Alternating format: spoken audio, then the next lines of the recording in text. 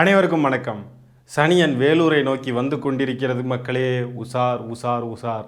வேலூர் மக்களே கவனம் கவனம் கவனம். நான் இப்போ வீடியோ ஷூட் பண்ணிக்கிட்டு இருக்கிற நேரம் பார்த்தீங்கன்னா இந்த லைவ்ல எல்லாம் ஓடிக்கிட்டு இருக்கு. உங்கள் விஜய்னு எல்லாரும் சேர்ந்து போயிட்டு இருக்காங்க பாட்டையும் போட்டுக்கிட்டு.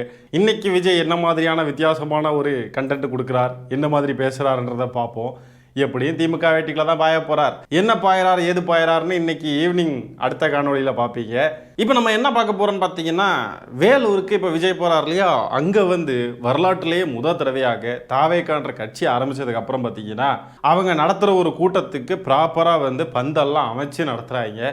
இந்த கூட்டத்தையாவது அசம்பாவிதம் இல்லாமல் நடத்தி முடிக்கிறானுங்களா அப்படின்றத நம்ம பொறுத்து இருந்து தான் பார்க்கணும். இந்த விளங்காத முண்டக்கலப்பைகள் எங்கே போனாலும் அசம்பாவிதம் தான் நடக்குது. கல்யாண வீட்டுக்கு போனால் அங்கே மணப்பெண் வாங்கி விழுறாங்க. எங்கே போனாலும் இவனுங்களால ஏதாவது அசம்பாவிதம் நடக்குது. இப்படி பந்தல் போட்டாலாவது இந்த மயங்கி விழுந்து ஏதாவது ஆகக்கூடிய அசம்பாவிதங்களாவது தவிர்க்கப்படுமா அப்படின்றத நம்ம பார்ப்போம். இதில் அணில் குஞ்சுகள்லாம் இதை வச்சு என்ன சொல்கிறாங்கன்னு பார்த்தீங்கன்னா, சிறந்த ஒரு தலைவருக்கான பண்பு எது தெரியுமா? தன்னை நோக்கி வரக்கூடிய விமர்சனங்களை கூட ஏற்றுக்கிட்டு அதில் உண்மை இருந்தால் அதை ஏற்றுக்கிட்டு அதை திருத்தி கொள்றது தான் ஒரு தலைவருக்கான அழகு. அதுதான் நம் வெற்றி தலைவர் தளபதி அப்படின்லாம் போட்டுக்கிட்டு இருக்கானுங்க. சிறந்த தலைவருக்கான பண்பா எது? 41 பேர் கொன்னதுக்கப்புறம், 41 இல்லை 50 பேருக்கு மேலே கொன்னதுக்கு அப்புறம் தான் சிறந்த தலைவருக்கான பண்பு அப்படின்ற ஒரு இடத்துக்கு நகர்வார். திருந்துறவன் கரூர் துயர சம்பவம் நடந்ததுக்கு அப்புறமாவது திருந்திருக்கணும்ல. அதுக்கு பிறகு திருந்தாம தானே சேலத்தில் போய் மொட்டை வெயிலில் போய் நிற்க விட்டானுங்க. இவனுங்க தானே பெர்மிஷன் கேட்டது 1லேருந்து 3ன்ட்டு. சேலத்தில் போய் அப்படி தானே ஒருத்தனை கொன்னா. இப்போ தான் திருந்திருக்கானுங்க போல.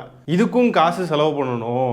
நம்ம போகிற டைமிங் அப்படி, ஏன்னா 6 மணிக்கு மேலே வண்டி ஓடாது தலைவருக்கு. அதனால பார்த்தீங்கன்னா மதியம் போல் முடிச்சுட்டு வீட்டுக்கு போயிடணும். 6 மணிக்கு மேலே நல்ல வண்டி ஓட்டணும். அதனால தான் 1லேருந்து 3 டைமிங்குள்ளேயே சிக்கிக்கிட்டு இருக்கானுங்க. அது போக அந்த ஜோசியக்காரன், ஏதோ பண்டிட்டுன்னு ஒரு ஜோசியக்காரன் இருக்கானா, அந்த ஜோசியக்காரனுடைய விளையாட்டுகளும் இதில் இருக்குது.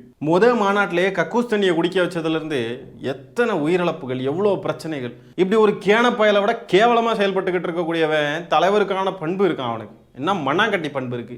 இதுல வேற என்னன்னா, இந்த பந்தல் வேற கட்டியிருக்கானுங்க. அந்த பந்தல் வந்து ஸ்ட்ராங்கா நிக்குமோ என்னமோ தெரியாது. ஏன்னா கொடிகம்பம் நடப்போறோம்னு சொல்லிட்டு கொடிகம்பத்தை சரிச்சு விட்டு காரை சாவடிச்சவனுங்க தான் இவனுங்க. ஒரு பந்தலை சரியா எழுப்பி கட்டியிருப்பானுங்களா? நம்ப முடியாது. அந்த பந்தலுக்கு கீழே இருக்கிறவங்க எல்லாம் உயிரை கையில பிடிச்சிட்டு தான் இருக்கணும். எப்படி வேணா கொள்ளுவானுங்க, விதவிதமா டிசைனா கொள்ளுவானுங்க இவனுங்க. ஆனால் அங்கே போயிருக்கிற மக்களுக்கு பார்த்தீங்கன்னா இந்த மாதிரி நம்ம ரிஸ்க் எடுத்து போகிறோம் அப்படின்லாம் அவங்களுக்கு தெரியாது. ஏன்னா அங்கே போகிறது எல்லாமே அணில் குஞ்சுகளாச்சே. அந்த அணில் குஞ்சுகளும் தற்கொலைகள் தானே. அவர்களுக்கு எப்படி தெரியும்? நம்ம அண்ணன் சூப்பர்மேன் ஸ்பைடர்மேன், அவர் மனுஷன் கிடையாது, அவர் வந்து கடவுள், அவர் பெரிய இவர் அப்படின்னு நினச்சிக்கிட்டு இருப்பானுங்க. என்ன நடந்தாலும் நம்ம அண்ணன் குருவி படத்தில் பாஞ்சு பறந்து ட்ரெயினில் குதிக்கிற மாதிரி குதிச்சு காப்பாற்றுவார் நம்மளை அப்படின்னு சொல்லி நம்பிக்கிட்டு இருக்கிறானுங்க. வெயில் காலம் வேற, காற்று வேற பயங்கரமாக வீசும். கொஞ்சம் வந்து ஏரோடைனாமிக்ஸ் பிசுறு தட்டினாலும் பந்தல் சரிஞ்சுவில தான் செய்யும். விஜய் வேற எப்படியெல்லாம் கஞ்சத்தனமாக இருக்கணும்னு தானே யோசிப்பாரு. அந்த டியூப்லாம் யூஸ் பண்ணுவாங்க பாருங்க பந்தல் காலுக்கு, அதெல்லாம் வந்து சின்ன டியூப் யூஸ் பண்ணியிருக்காங்களாம். என்னென்ன கொடுமையெல்லாம் ஆக போதோ தெரியல. இன்னைக்கு இப்போதான் கட்சி கூட்டத்துக்கு பந்தலே போட ஆரம்பிச்சிருக்கானுங்க இவனுங்க. தமிழ்நாட்டை 2026 ஆளதுமா. இப்போதான்டா நீங்கள் பந்தல் போட்டு ஒரு கூட்டமே நடத்துறீங்க. போங்கடா தள்ளி போங்கடா, ஓரப்பா போங்கடா. ஐயோ. அடுத்ததாக பார்த்தீங்கன்னா அதிமுகலேருந்து தாவேக்கால இணைந்த VS பாபு அவர் வந்து சமீபத்தில் தாவேக்கா கூட்டத்தில் எங்கேயோ ஒரு இடத்துல பேசியிருக்காப்புல. பேசுகிறப்ப பார்த்தீங்கன்னா தூய்மை பணியாளர்கள் இருக்காங்க பாருங்க, அவங்க கிட்ட போய் அவங்கள மிரட்டியிருக்காப்புல. விசில் அடிக்காமல் போனீங்கன்னா உங்களை உதைப்பேன் அப்படின்னு சொல்லி தூய்மை பணியாளர்களை மிரட்டி இருக்கிறார். அதை அவரே வந்து பேசக்கூடிய காணொலியை பார்ப்போமா ஃப்ரெண்ட்ஸ்? வாங்க. இப்போ அந்த விசில் சின்னத்தை பார்த்தா எல்லாமே பயப்படுறாங்க. ஆமாம், பயமாக தான் இருக்கு. வெறி பிடிச்ச மிருகங்களை பார்த்தா பயம் வராதா? வெறி பிடிச்ச ஒரு நாயை பார்த்தா பயந்து ஓட மாட்டோமா? காவல்துறையினரை கடிச்சு வைக்கிறவனுங்களை பார்த்தா பயமா இருக்காதா? வெறி பிடிச்ச சோம்பி கூட்டத்தை பார்த்தா பயப்பட தான் செய்வாங்க எல்லாருமே. காலையில் நமக்கு கேட்குறது சத்தம், இந்த துப்புரவு தொழிலாளர்கள் கூப்பிட்டு விசில் தான் அடிக்கிறான். அப்பா நம்ம ஓட்டுக்கு ஈஸியாக வந்துருச்சுப்பான்னு. நம்ம அடிக்க வேண்டியதில்லை, அவன் அடிச்சுக்கிறான் ரோட்டில். அவங்களுக்கும் சொன்னாங்களாம் கார்பரேஷனில், விசில் அடிக்காதீங்க, மைக் வச்சுன்னு பேசுங்க.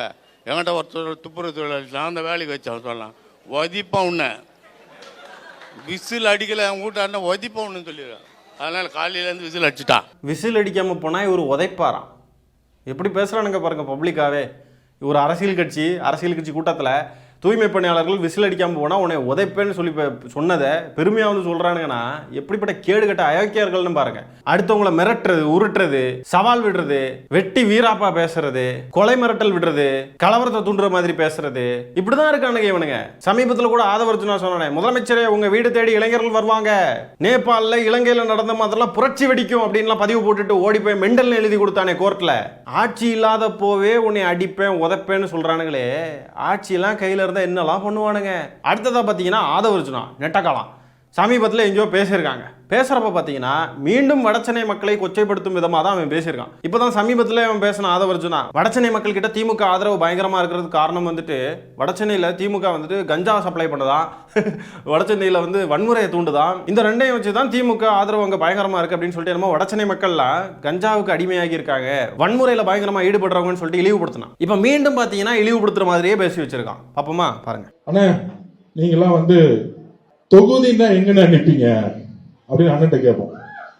அண்ணன் சொல்லுவாரு, எந்த இடத்துல சேவைகள் அதிகமா இருக்கோ, எந்த இடத்துல குடிப்பழக்கமும் ட்ரக்ஸும் அதிகமா இருக்கோ, எந்த இடத்தில் வளர்ச்சி இல்லையோ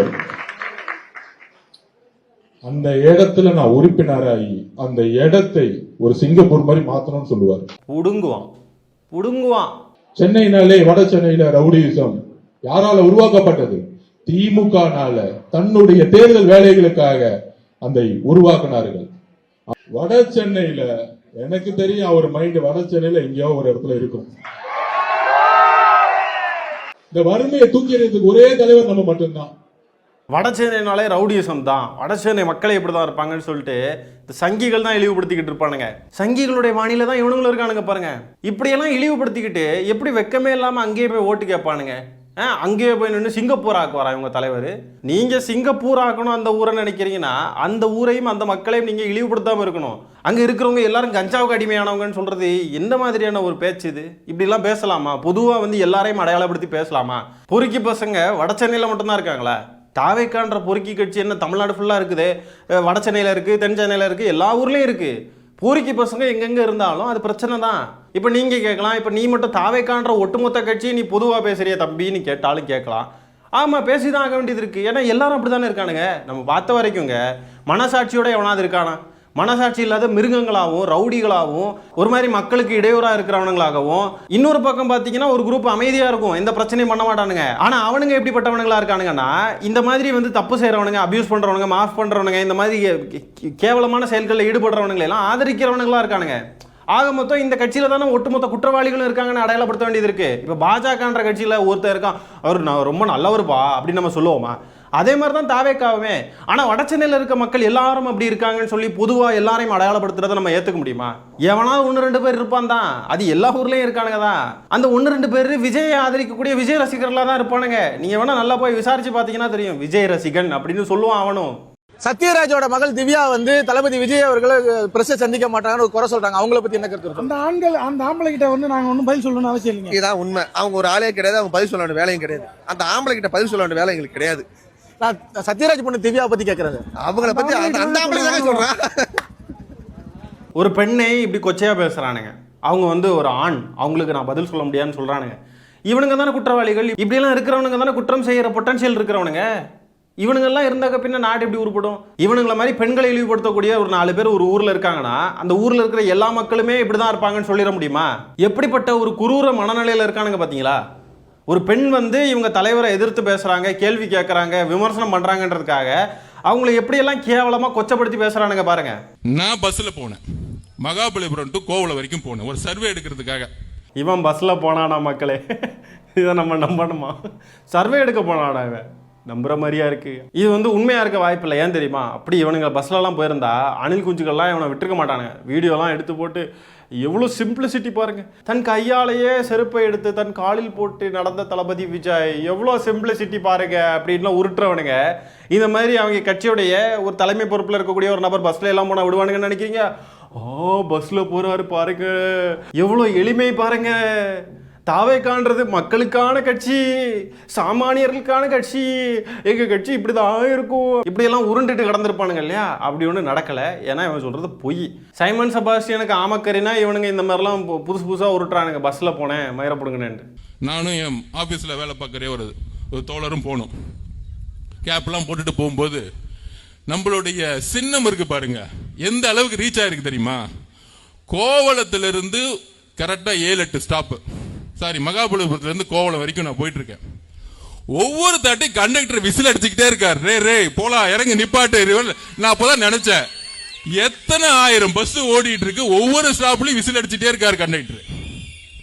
அப்ப நண்பர்களே, நம்மளுடைய சின்னம் 8 கோடி பேருக்கு ரீச் ஆயிடுச்சு. பஸ்ஸில் ஒவ்வொரு ஸ்டாப்புக்கும் விசில் அடிக்கிறது இவங்க கட்சி சின்னத்தை கொண்டு போய் சேர்க்கறதா? ஐயோ முடியலைங்க. ஐயோ அப்படின்னா தினமும் காலையில் சூரியன் உதிக்குது, உலகம் பூரா இருக்கக்கூடிய எல்லா மக்களுக்கும் எங்களுடைய சின்னம் தினமும் போய் சேருது அப்படின்னு சொன்னால் எப்படி இருக்கும்? முட்டாள்தனமா இல்லையா? என்ன இது? இப்படி ஒரு சின்னத்தை வந்து மக்கள்கிட்ட கொண்டு போய் சேர்க்கறதுக்கு எப்படியெல்லாம் உருட்டுறானுங்க பாருங்களேன். இவனுக்கு இப்படிலாம் பண்ணதான் யார் விசில் அடித்தாலும் நமக்கு டென்ஷன் ஆகிற ஒரு மனநிலையை உருவாக்குறானுங்க. கண்டக்டர் விசில் அடித்தாலும் நமக்கு பார்த்தா ஒரு மாதிரி டென்ஷன் ஆகிற ஒரு மனநிலை வருது. யார் விசில் அடித்தாலுமே நமக்கு ஒரு மாதிரி ஃபீல் ஆகிறதுக்கு காரணம் இவனுங்க தான். நம்ம இவ்வளோ நாளும் நார்மலாக பார்த்துக்கிட்டு இருந்த விஷயங்கள்லாம் இப்போ நமக்கே வந்து டென்ஷன் ஆகிற மாதிரி இருக்கு பாருங்க. இந்த விஜய்ன்ற நபர் அரசியலுக்கு வந்ததுக்கப்புறம் பல விஷயங்கள் இப்படி ஆயிடுச்சு. ஏன் விஜய்ன்ற நபரையே நம்ம வந்து இந்த அரசியலுக்கு வர்றதுக்கு முன்னாடி வரைக்கும் ஒரு நடிகர்ப்பா அப்படின்னு நார்மலாக பார்த்துப்போம் நம்மள நிறைய பேர். ஆனால் அரசியலுக்கு வந்ததுக்கப்புறம் ஐயோ இவனை சைக்கோ, கொலைகாரன், நார்சிசிஸ்ட் அப்படின்ட்டு நமக்கு ஒரு மாதிரி பார்த்தாவே வந்து எரிச்சல் அடைகிற அளவுக்கு அவனுடைய மூஞ்சும் அவனுடைய பேச்சும் வந்து நமக்கு வந்து உள்ளார ஏறிடுச்சு நம்ம மைண்டுக்குள்ளே. இப்போ அந்த வரிசையில் இந்த விசிலும் வந்து அப்படி ஆயிடுச்சு. சின்ன பிள்ளைங்களுக்கு நம்ம வீட்டில் ஏதாவது சின்ன பிள்ளை இருந்ததுன்னா விசில் வாங்கி கொடுக்குறது கூட டென்ஷன் ஆகுது. அந்த அளவுக்கு வந்து மாறிடுச்சு. சே, ஒரு விளையாட்டு கூட விசில் வாங்கி கொடுக்க முடியாத நிலைமையை உருவாக்கி விட்டானுங்க அவனுங்க. எங்கே போனாலும் விசில் எடுத்துட்டு ஊதிக்கிட்டு எல்லாரும் விசில் ஊதுறாங்க, நம்ம சின்னத்தை கொண்டு போய் சேர்க்குறாங்க எல்லாரும். நீங்கெல்லாம் எப்படா ஒரு கட்சின்னு ஒன்று நடத்துறீங்க? சோத்தை திங்கிறீங்களா இல்லை களிமண்ணை தூக்கி திங்கிறீங்களா தினமும் சாப்பாட்டுக்கு? கண்ணை மூடிக்கிட்டு வட சென்னை மக்கள் மேலே அவதூறு பரப்புறான். கண்டக்டர் விசில் அடிச்சா அது இவங்க கட்சி சின்னத்தை கொண்டு போய் சேர்க்கறதுன்னு கண்ணை மூடிட்டு கேனத்தனமாக பேசிக்கிட்டு இருக்கான். கேனப்பைய எலெக்ஷன் ரிசல்ட் வந்ததுக்கு அப்புறம் அணில் குஞ்சுகள்லாம் இந்த ஆதவ அர்ஜுனாவை போட்டு கடின்னு கடிச்சு வைக்க போறானுங்க. அது மட்டும் உறுதி. ஏன்னா பயங்கரமாக பில்டப் கொடுத்து அப்படியே அணில் குஞ்சுகளெல்லாம் வந்து ஒரு அப்படியே மிதக்க விட்டுருக்கான். நம்ம தாண்டா ஆளு, நமக்கு தாண்டா ஜெயிக்க போறோம், நமக்கு தாண்டா ஆட்சி அப்படின்ட்டு மிதக்க விட்டுருக்கான். தோத்ததுக்கு அப்புறம் அணில் குஞ்சுகள்லாம் பிடிச்சி கடிச்சு ஆதவர்ஜுனாவும் அப்படியே சட்டையெல்லாம் கிழிச்சு பிராண்டி வைக்க போறானுங்க. இந்த கோமாளிகள் வேலூர்ல என்னெல்லாம் பண்றாங்க, விஜய் என்னெல்லாம் பேசுறார் அப்படின்றத அடுத்த காணொலியில் பார்ப்போம் மக்களே. இந்த காணொலியை நான் இத்துடன் நிறைவு செய்து கொள்கிறேன். நன்றி, வணக்கம்.